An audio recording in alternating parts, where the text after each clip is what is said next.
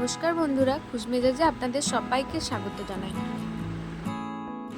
এই গরমের দিনে আমার ঠাকুমা বা দিদা যে রেসিপিটা বানাতো সেই রেসিপিটাই আজকে তোমাদের সাথে শেয়ার করব।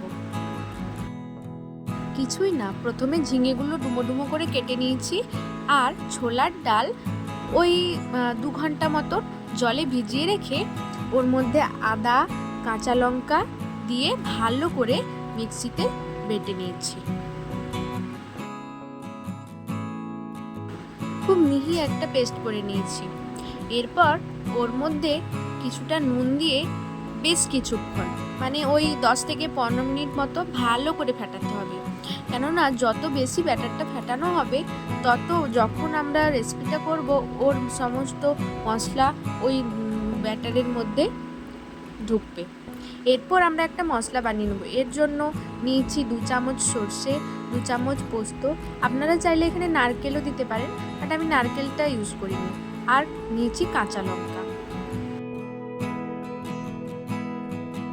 কড়াইতে তেল দিয়ে তেল গরম হয়ে আসলে ফোড়ন হিসেবে কালো জিরে আর কাঁচা লঙ্কা দেওয়ার পর কেটে রাখা ঝিঙেগুলো দিয়ে বেশ কিছুক্ষণ নাড়াচাড়া করে নিতে হবে।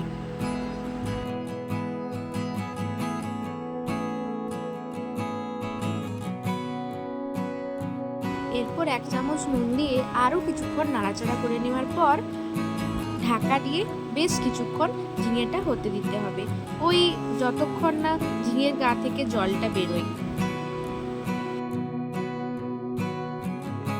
দেখুন ঝিঙে থেকে কতটা জল বেরিয়েছে, আমি কিন্তু একটুও জল দিইনি, আর ঝিঙের কাঁচা গন্ধটাও চলে গেছে।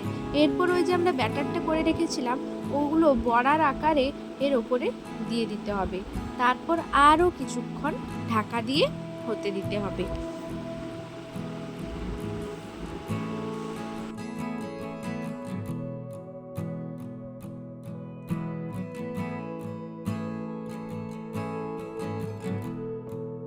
মিনিট 10 পর ঢাকা খুলে যখন বড়াগুলো একটু শক্ত শক্ত হয়ে যাবে তখন উল্টো দিকটা উল্টিয়ে দিয়ে আরও কিছুক্ষণ ঢাকা দিয়ে রাখতে হবে।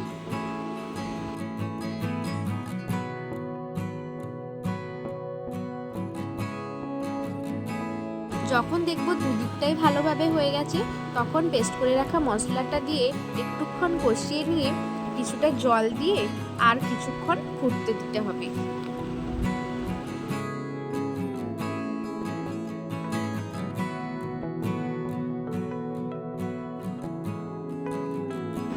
এরপর আর কি, উপর থেকে স্বাদ মতো চিনি দিয়ে নামিয়ে নিলেই রেডি ঝিঙের জল বড়া। নিরামিষ দিনে এই রেসিপিটা খেতে দারুণ লাগবে, খেতেও যেমন সুস্বাদু আর গরমকালে এটা শরীরের পক্ষেও ভালো। আমাদের বাড়িতে তো সবার এটা খুব পছন্দ, আপনারাও একবার ট্রাই করবেন আর আমাকে জানাবেন আপনাদের কেমন লেগেছে। আজকের জন্য টাটা, ভালো থাকবেন, সুস্থ থাকবেন, দেখা হচ্ছে পরের ভিডিওতে।